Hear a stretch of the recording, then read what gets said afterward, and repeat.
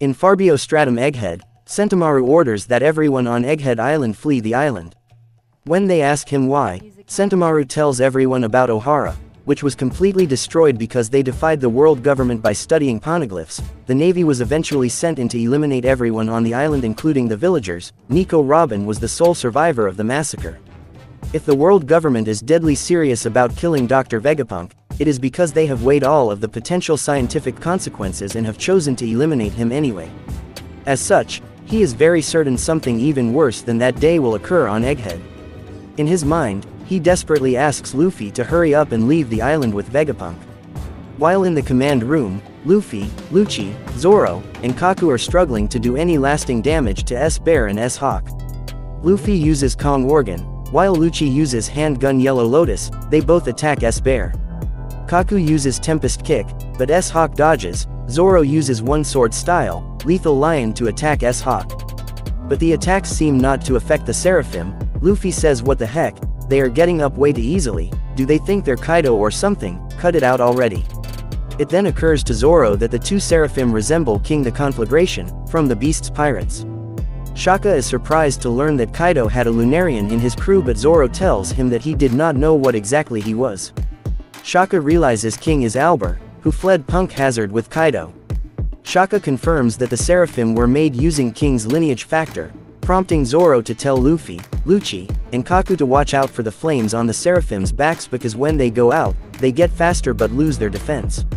He apologizes to everyone for not seeing the connection before they lost their stamina, and says yeah, there wasn't much about King to clue me in, he only had a couple of unique features, white hair, brown skin, black wings, and the flames on his back. The others are shocked of what Zoro said, and all of them say you should have put it together sooner. At that point, Shaka leaves the room, telling Luffy he has an idea as to where Vegapunk is. Zoro attacks S-Hawk and says, "Don't get in the way, we are in a bit of a rush." In the third floor building A, Nami prepares to attack and calls out Zeus, and says we can't treat him like a kid. Brook says he's a heartless machine, one of our friends has already been ambushed, and he basically totaled Edison. Nami says he's definitely not a kid, and he's not cute either. Zeus says that's right, Nami, don't hesitate, close your eyes if you have to. Zeus uses an attack called Thunderbolt, to attack S-Shark. The attack seems to hurt him, while she sobs and apologizes to Jinbei. Unfortunately, S-Shark dives into the ground just as Brook reattaches his head to his neck. He warns Nami to watch out, but S-Shark emerges and grabs her. But just as Brook is about to retaliate, Sanji charges in and says if I ruled a country, my degrees would be simple. Degree 1, anyone who threatens Nami will face capital punishment. Degree 9, anyone who makes her screams will receive a rare fillet strike. Nami says Sanji. Sanji replies and says, are you okay, Nami? I can take care of this. You won't get another warning, small fry. I don't give a damn if you're a kid or if you're another Jinbei. I'll be your judge, jury, and executioner. In Building C, Lilith is furious that S-Snake petrified York, so she shoots her with her bubble gun. It grazes her shoulder but causes her to fall over, and Lilith says it is because the bubble was made from the energy of the sea, and since S-Snake has blood synthesized from an existing devil fruit user, she can fall prey to the sea. Usopp says you are freaking awesome, Lilith. Franky tries to subdue her, but because S-Snake was just grazed, she gets back up quickly and knocks Franky away, and says stay back, you impudent lout. Lilith says I guess it's already worn off, that's because it only grazed her. She fires a laser at Usopp and Lilith, but Franky sneaks up on her, and traps her under a large bubble.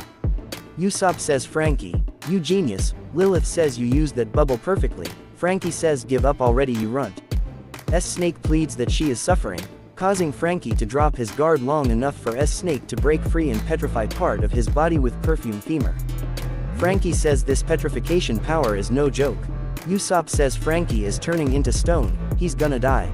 Lilith fires several bubbles at her, but she dodges them all and charms both her and Usopp before turning them into stone with Mero Mero Mellow. Underground Old Devil Fruit Research Lab, Shaka finds all of the Cypher Pole agents and Dr. Vegapunk contained in a lab that was previously used for devil fruit research. One of the CP0 agents says, who is there? Are you the one behind all this? Come out and show yourself. Shaka is left perplexed, because he thought they had come and left ages ago. Vegapunk calls Shaka. Shaka says Stella, so this is where you were. Who could have done this? I'm glad you are okay, let me help. Vegapunk asks him who is currently with him. Shaka turns around to see who he is talking about, only to be shot in the head, much to everyone's horror. Shaka collapses as Vegapunk hears footsteps, with a look of horror etched onto his face. Now press that subscribe button. Okay. And what are your thoughts on this chapter? Leave your answers in the comments section below.